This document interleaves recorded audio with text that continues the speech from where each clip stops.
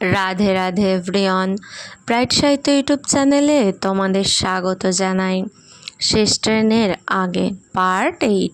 কিছু ভুল ত্রুটি হলে ক্ষমা করে দিও। তো চলো বেশি কথা না বলে গল্প শুরু করি। সময় খুব ধীরে চলে আর খুব নীরবে বদলে গেল। একদিন মায়া আর নেই। কোনো বড় শব্দ না, কোনো নাটক না, শুধু একটা নিঃশব্দ শূন্যতা। সেই দিনগুলি যে কিভাবে কেটেছিল সে নিজেও জানে না। কয়েক বছর কেটে গেছে। ইরা এখন আর একা না, তার সাথে আছে তারা, তার মেয়ে, আর অসংখ্য স্মৃতি মায়াকে ঘিরে। সে মাঝে মাঝে সে স্টেশনে যায়, ট্রেন আসে যায়, কিন্তু এবার সে জানে কিছু মানুষ চলে গেলেও তাদের ভালোবাসা থেকে যায়। মায়া চলে যাওয়ার পর ঘরটা একই আছে, কিন্তু শব্দগুলো নেই। চায়ের কাপ দুটো এখনও টেবিলে রাখা হয়, কিন্তু একটার চা ঠান্ডা হয়ে যায়।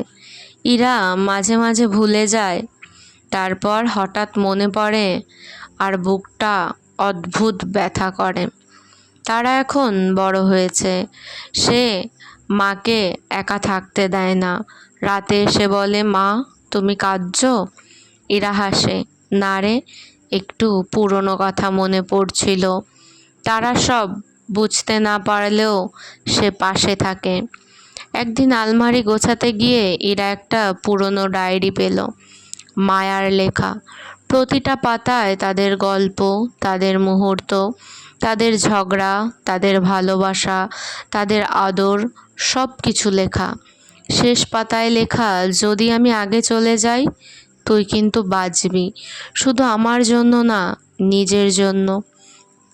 ইরার চোখ ভিজে গেল। মায়ার সেই কথাগুলো ইরাকে আবার দাঁড়াতে শেখালো। সে আবার বাইরে বেরোতে শুরু করলো, মানুষের সাথে কথা বলল, নিজের কাজেও মন দিল। শোকটা রয়ে গেল, কিন্তু সেটা তাকে থামিয়ে রাখলো না। তারা একদিন বলল, আমি বড় হয়ে টিচার হব, ঠিক মায়ের মতো। এরা অবাক হয়ে তাকালো। মায়ের মতো হাসি, মায়ের মতো স্বপ্ন। সে বুঝলো মায়া পুরোপুরি যায়নি, তার একটা অংশ এখনো বেঁচে আছে। একদিন তারাকে নিয়ে ইরা সেই পুরনো স্টেশনে গেল। তারা জিজ্ঞেস করলো, এখানে এতবার আসো কেন? ইরা ধীরে বলল, কারণ এখানেই আমার জীবনটা বদলে গেছিল। ইরা একবার পুরনো গল্পটা তারাকে বলল, পুরোটা বলল। প্রথম দেখা, বৃষ্টি, শেষ ট্রেন, সেই সিদ্ধান্ত। তারা মুগ্ধ হয়ে শুনল। শেষে বলল, তোমরা তো খুব সাহসী ছিলে। এরা হেসে বলল, না, আমরা শুধু একে অপরকে ছাড়িনি, একে অপরকে নিজেদের থেকেও বেশি ভালোবেসেছি, কখনো নিজেদের হাত ছাড়িনি। বছর কেটে গেল। তারা কলেজে উঠল, নিজের জীবন নিয়ে ব্যস্ত হয়ে পড়ল। এরা এখন একা বসে থাকে, কিন্তু একা লাগে না, কারণ তার ভেতরে এখন অনেক কিছু বেঁচে আছে। একদিন তারা একটা চিঠি দিল, মা আমি অন্য শহরে পড়তে যাচ্ছি, তুমি যেমন একদিন গিয়েছিলে। ইরার মনে সেই পুরনো দিন ফিরে এলো। স্টেশনে দাঁড়িয়ে এইবার ইরা কাউকে থামায় না। সে হাসে আর বলে, যা, নিজের গল্পটা তৈরি কর। তারা ট্রেনে উঠে যায়। ইরা চুপচাপ দাঁড়িয়ে থাকে। একটা সময় ছিল সে নিজে ট্রেনে উঠতে যাচ্ছিল, আজ সে কাউকে বিদায় দিচ্ছে। জীবন একটা বৃত্তের মতো, সব কিছু ঘুরে ফিরে আসে। সময় আরও এগিয়ে যায়। ইরার চুল পুরো সাদা, চলাফেরা ধীরে, তবুও সে মাঝে মাঝে সেই স্টেশনে যায়। একদিন সে বেঞ্চে বসে চোখ বন্ধ করে, মনে হয় কেউ যেন পাশে এসে বসেছে। একটা পরিচিত কণ্ঠ, এবার দেরি করলি না তো? ইরা হালকা হাসল।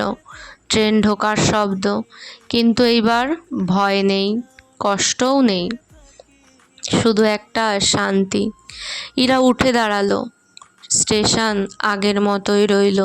মানুষ আসে যায়, নতুন গল্প শুরু হয়, কিন্তু কোথাও একটা গল্প শেষ হয়ে গিয়েও থেকে যায়।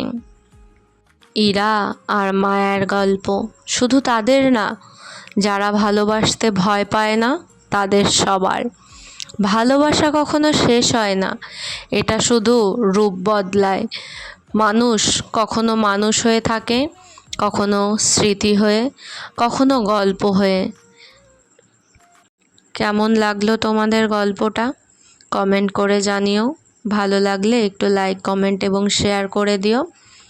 আর এরকম সুন্দর সুন্দর গল্প পেতে ব্রাইট সাহিত্য ইউটিউব চ্যানেলকে সাবস্ক্রাইব করতে হবে। জলদি গিয়ে সাবস্ক্রাইব করে নেক্সট পার্ট খুব তাড়াতাড়ি আসবে। ততক্ষণের জন্য সবাই খুব ভালো থেকো, সুস্থ থেকো। রাধে রাধে।